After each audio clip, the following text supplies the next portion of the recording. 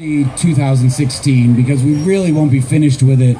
I mean, I'm still editing, and then we have to still do the music. So there's a lot of work left to do with the film. So I would say early 2016 would be my guess. You know? And the thing about this new movie, he's got Malcolm McDowell in the lead role. Phenomenal actor. You guys know Malcolm McDowell from Clockwork Orange and all of that. It's just phenomenal. Just getting him into your movie, how tough was that to do? Have you worked with him before? Yeah, I've worked with Malcolm. I've been friends with Malcolm for a while now. We've done 3 movies together already, and a CSI episode of all things. And so it was easy. I just called him up and said, there's no money, but he's not really the lead. He only worked for 2 days, and he came down. He just did it as a favor, so it was cool. It is cool, though, because I read somewhere that when you were growing up, Clockwork Orange was a huge influence on you. Oh, yeah, no, that's my favorite movie, and I think that Malcolm's performance in Clockwork Orange is phenomenal. I mean, it's one of the greatest movies ever made. So, yeah, to work with him's great. I mean, he's a great guy. He's just my friend, I really like him. And is it true that when you were growing up, you weren't able, your parents wouldn't let you watch movies like that, Texas Chainsaw Massacre? I read that somewhere. Is that true? Wouldn't let me watch them? Yeah, were you able, were they? No, they didn't give a shit. They let us watch whatever we wanted, no. They didn't pay any attention to what we were doing at all. So you pretty much had to run of the gamut. Pretty much, yeah. Watching whatever you wanted, doing whatever you wanted. Yeah. Now here you are making your own horror movies. Yeah, they didn't, I actually remember when my parents took me and my brother to see Clockwork Orange. They did? I was way too young, and he was way too young.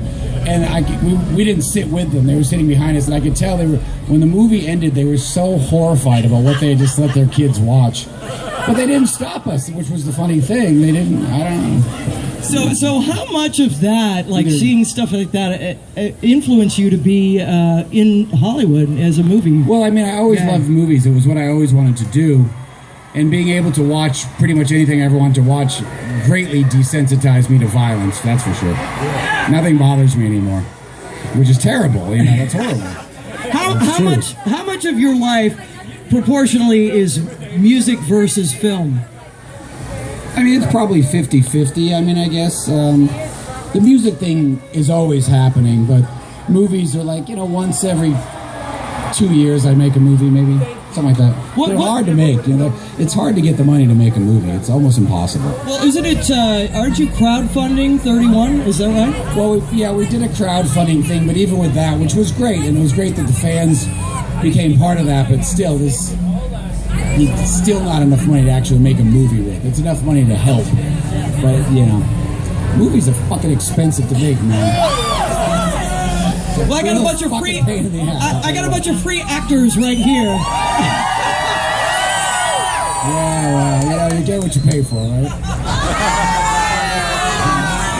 I don't think any of you guys are ugly enough to be in Rob's next movie. Maybe you're too ugly. No, this is how it goes. I'll tell you what happens. Everybody comes up to me and go, "Put me in the movie. I want to die in the movie. I want to be covered in blood." But you really don't, because every time we get someone in a movie who's kind of new, for about 5 minutes, they're like, "This is so great."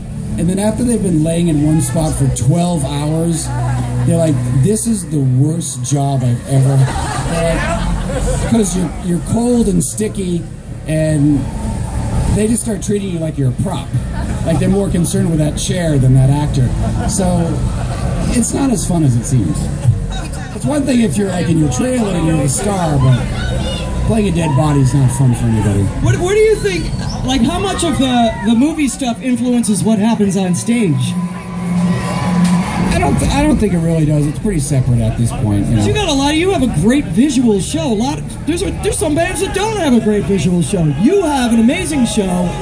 Props, stuff going on, skeletons all over the place. I mean, it's really fucking cool. And a lot of bands don't have that.